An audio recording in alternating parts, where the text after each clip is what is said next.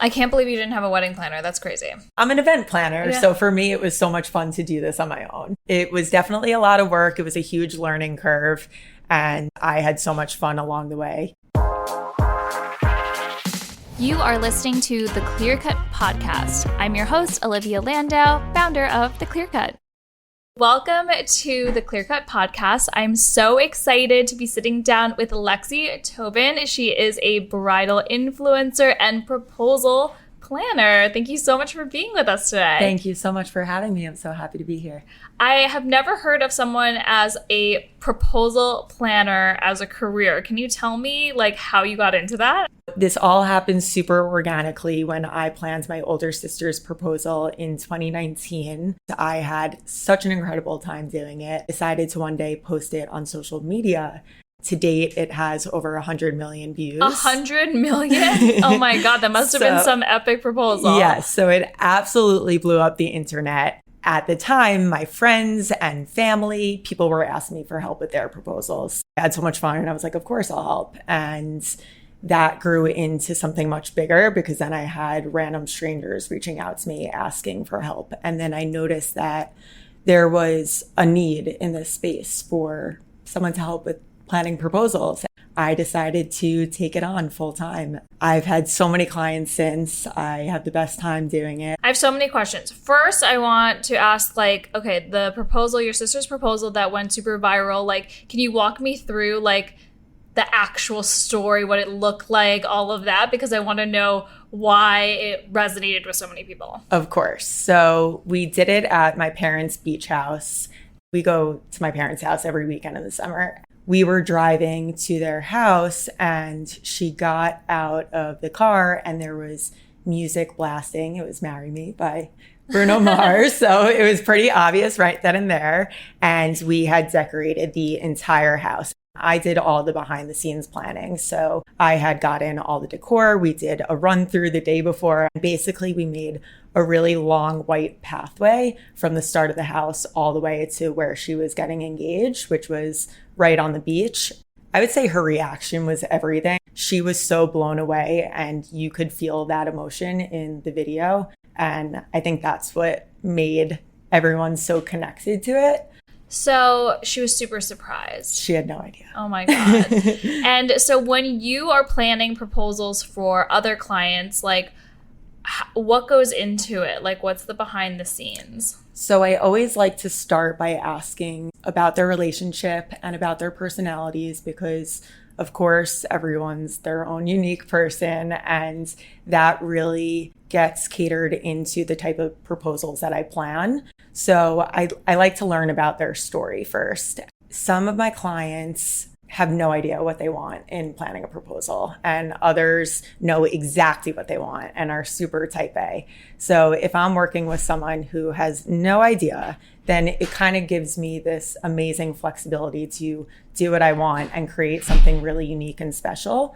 And if someone knows exactly what they want, then they're making my job really easy. Mm-hmm. So I plan all sorts of proposals, whether it be at a private venue, in a public park, at someone's home, in their apartment. And it really just all reflects their individual personalities and the type of couple and relationship they have. If they're super outgoing, they're probably going to want a public proposal. Mm-hmm. Whereas if they're more of an introvert, then we'll suggest doing it in the comfort of their home.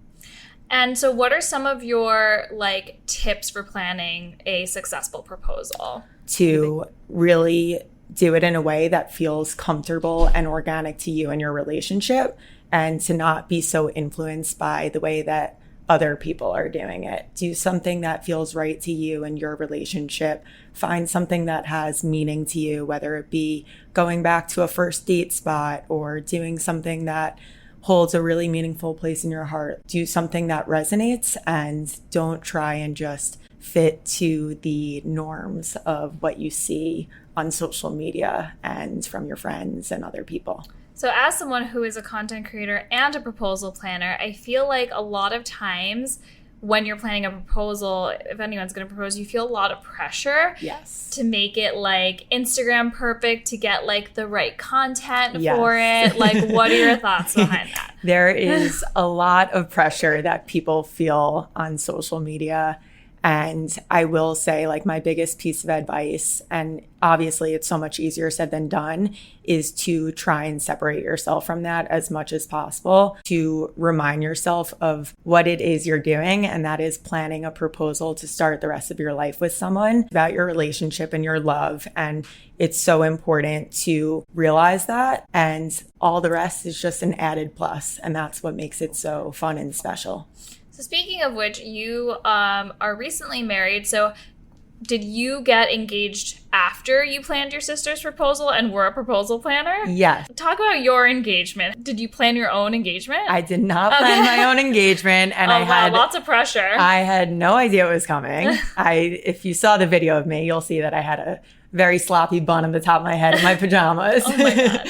I got engaged 4 years after my sister. Oh, wow. So I was always this proposal planner, and now I was the proposal planner that finally got engaged to.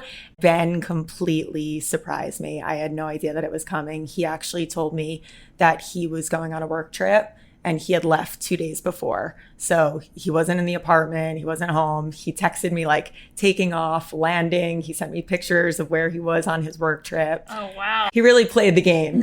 He had a really unique proposal that is something that I've never done, which was a surprise scavenger hunt around the city to all of our favorite spots that had a lot of meaning to the both of us. So he took me in a private car service to all these different special places, and he had all these really sweet handwritten notes with a bouquet of roses and a picture frame at each spot. And then the final spot that I ended off at was where we actually fell in love. Totally blew me away and was so He was unique. taking notes from you. Yeah. He exceeded my expectations in every way possible. So I guess when you like started the scavenger hunt, you probably were like, oh, this is probably like gonna end up in a engagement. I knew right away Right. because he texted me saying, can you go get the package outside of our front door? And I like had a meeting. So I ran outside and I opened the door to an envelope, a bouquet of roses, and a picture frame. And I looked at it and I just like dropped to the floor. I was like, oh my God, I knew right then and there. Yeah. Then I opened up the envelope and there was a note that said, on this adventure that's just begun, this treasure you seek is just one. Pack your bag for a one-night stay. You're about to become a fiance. Oh my God. So I knew right away that I was getting engaged, and I was by myself. And I was just sitting on the floor for 7 minutes with my hands on my head, like, what is happening and what am I supposed to do? Where are we going? So it was a really fun moment. Enjoy that drawn out suspense? I loved it. Okay. It just added to the fun of it, you Yeah. know? Like, I feel like sometimes when people walk into a proposal, it happens so quickly. Yeah. But because he did it this way, I was really able to like soak it all in, which made it so exciting. Mm-hmm. And it gave me the opportunity to do my own hair and makeup and wear what I want to wear and feel great going into my own engagement. So I thought it was really unique and I loved it. Amazing. Yeah, I know that like I totally blacked out when I got engaged. I don't remember anything that happened and I don't have any photos. So I would do it over again. Need a proposal planner. And so you recently got married, what, a couple months ago? Yeah, I got married in March. Congratulations. Thank you. Tell us a little bit about your wedding and like the planning experience and all that, because I know like the bulk of your content and your followers followed you through your, wedding planning process, right? Yes. So like I said, I was always this proposal planner, and then I finally got engaged myself. I can't believe you didn't have a wedding planner. That's crazy. Yeah, I'm an event planner. Yeah. So for me, it was so much fun to do this on my own. It was definitely a lot of work. It was a huge learning curve, and I had so much fun along the way. You think about your wedding your whole life, and you have these dreams and expectations. I was so satisfied after my wedding. Everything that I could have dreamed of totally exceeded my wildest expectations. So for me, it was just an incredible experience. Going to your second question, what tips do I have? I mean, there was definitely a lot that I learned along the way. And I think this goes back to what I said earlier, is to not get caught up in the world of social media. I think that's a lot easier said than done, and we're all guilty of it in our own ways. But especially in the wedding space, it's really easy to compare your wedding to someone else's. And you're always going to want more if you look at the next person. You need to remind yourself to go back to your core and bring yourself back to why you're there, which is to get married and to start your life together. And I feel like in today's world, it's really easy to get caught up in that. So my biggest piece of advice would be to sometimes have that self-talk with yourself during those moments where you're getting caught up in those materialistic things. It's not about the florals. It's not about the ring size. It's not about your gown. It's about the love and the people in the room. What was your wedding day like aesthetic and vibe? Like, can you kind of set the tone? Yes. I went for an all baby's breath feel in the room, which made it feel like you were almost in this like magical cloud. I wanted it to be super simple, yet really impactful. And I felt by having one floral would really give that enhancement and elevate the room. I also had string lights hanging from the ceiling, and I filled the room with candles, which really just gave it this super elegant fairy tale feel, which is exactly what I wanted. And you got married in New York City, right? I got married in Brooklyn. Amazing. I saw the photos. It looked like super romantic and vibey. It was incredible. It was funny because we got married in a warehouse, actually. We got married at Liberty Warehouse, which is the complete opposite of that. But Ben and I fell in love in Brooklyn, so we really wanted to get married there. And we just loved this venue. What I loved most about this venue was that you can really transform the space. And for me as an event planner, like that was so much fun for me to use my creativity and do whatever I want with the room. It was cool transforming this entire warehouse into this magical fairy tale feel of a wedding. I love that. And I also really, really loved your wedding dress. Thank you. Do you have any like wedding dress like shopping tips? Like how many places did you go? Was it overwhelming? Yes, I will admit I was one of those brides who tried on way too many dresses before I finally said yes. I would say that you should definitely start your dress shopping journey as early as you can, because it does take a while. You might be someone like me who is a little indecisive, and you might need a little more time to decide whether or not you want to say yes to that dress. And on top of that, it takes a while to order. It takes a while to alter your dress. So it's always better to have some wiggle room and to start as early as possible. I also think something that was really helpful for me was starting at bridal salons that carried several designers. It gives you a wide variety of all the different styles, and it's always good to start your dress shop journey trying on everything. Don't be closed-minded. Even if you think you want a certain look, try on the complete opposite. That's true. Just say yes to absolutely everything, because I ended up with the complete opposite of what I went in. So did I. I like didn't even want to try it on when I saw my dress on the rack, and then I was like, fine, I'll try it on, and it ended up being the one that I got. So it's totally true, because what I envisioned, I looked terrible on me. What'd you wear? This is 2019, so but it was off the shoulder, lace with like a cap sleeve and like really tight. Love that. But I thought that I wanted like long sleeves and a high, like a more Grace Kelly look, and I'm short and it didn't work for me. Like I needed to like expose my shoulders, you know? I went the complete opposite of what I had envisioned. And what did you go with? And what did you think that you wanted? So I thought I wanted just like a plain white satin form-fitting gown. And I went with the complete opposite. I was in a Gali Lahab ball gown. It was lace. It had some sparkle on it, and it had a bustier at the top. So there was like a very classy yet sexy feel to it. And it was just nothing that I ever envisioned I would be in. Do you think that you have to set your venue before you pick your dress?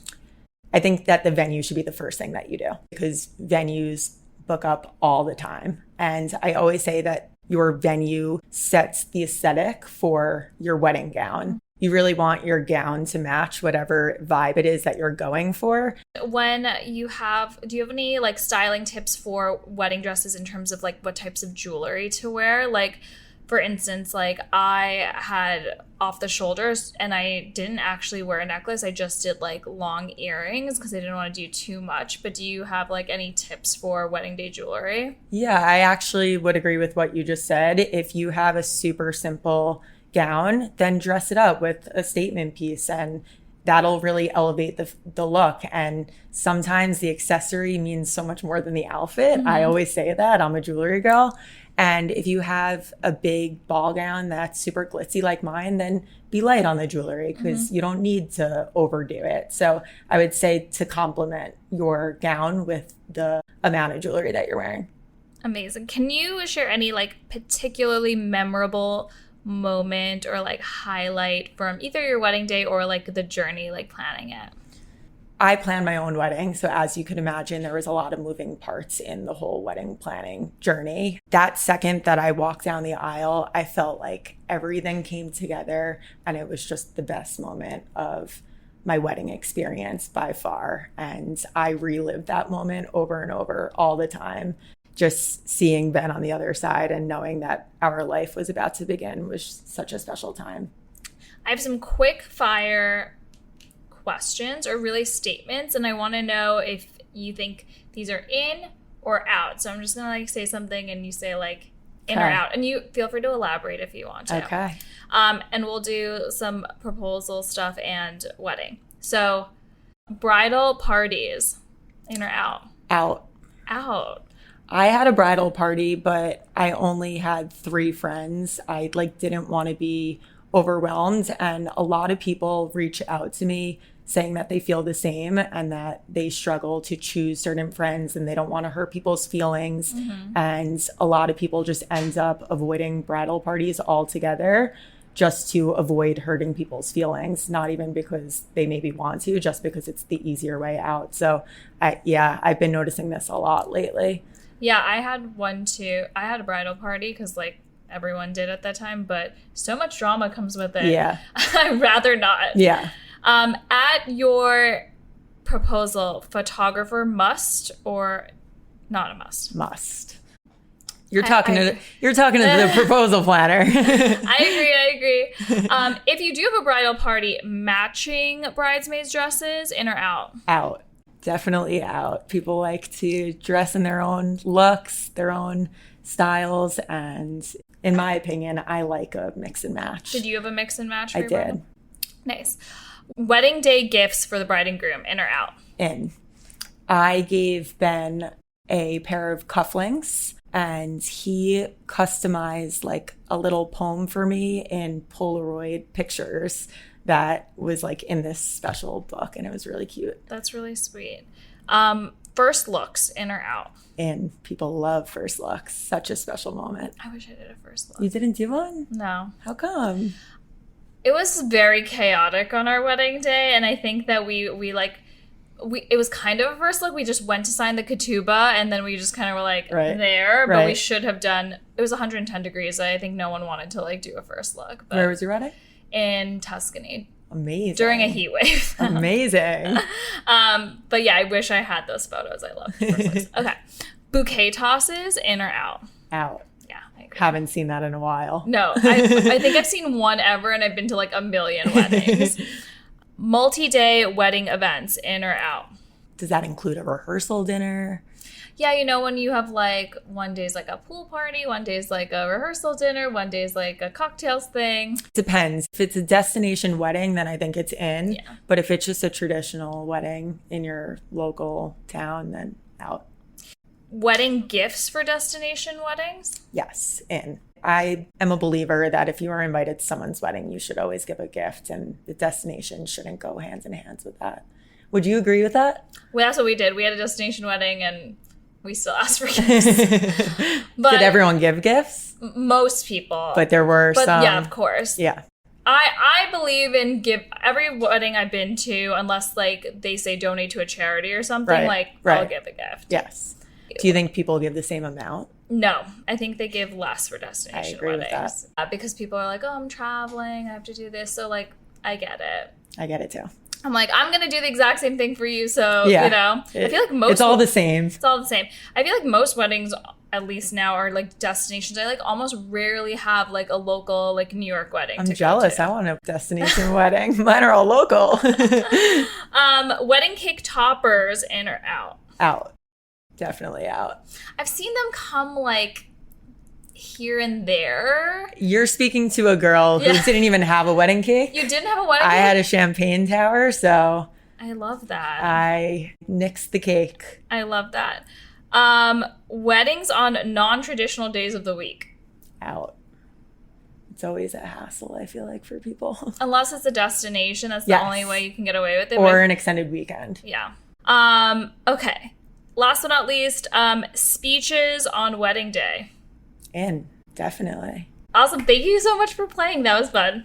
I also want to show you some different wedding aesthetics to get your opinion on them. Great. So these are just some, like, I don't know, kind of typical wedding aesthetics that you've seen. I just want to get your opinions on, you know, things that, like, might be out, things that are in, trends that you're seeing, and, like, your personal opinion on them. Okay. So this is the first aesthetic. This is not my personal style. Totally. Yeah. It's like a rustic. It's a very rustic feel. I think that what's out is the bridesmaids matching dresses, not my vibe. I also think that the bouquets are way too big. I'm someone who always says, go for a smaller bouquet. Little bouquets are on trend. Yeah.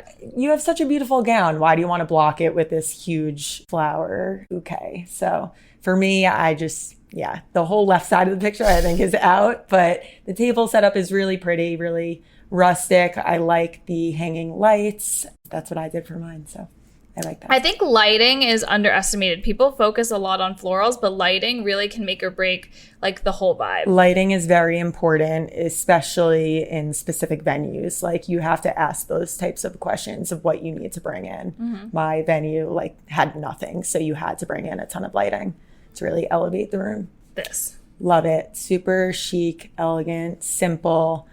You can tell their personalities just by looking at how simple this is. I mean, I will say out again, they're wearing matching dresses. Yeah. Don't love that. I would probably add a lot more candles to the table centerpieces, but you can tell that it reflects like their personality of having it just be such a simple wedding. Simple beachy wedding. Yeah. Okay, let's see this kind of Bridgerton vibe.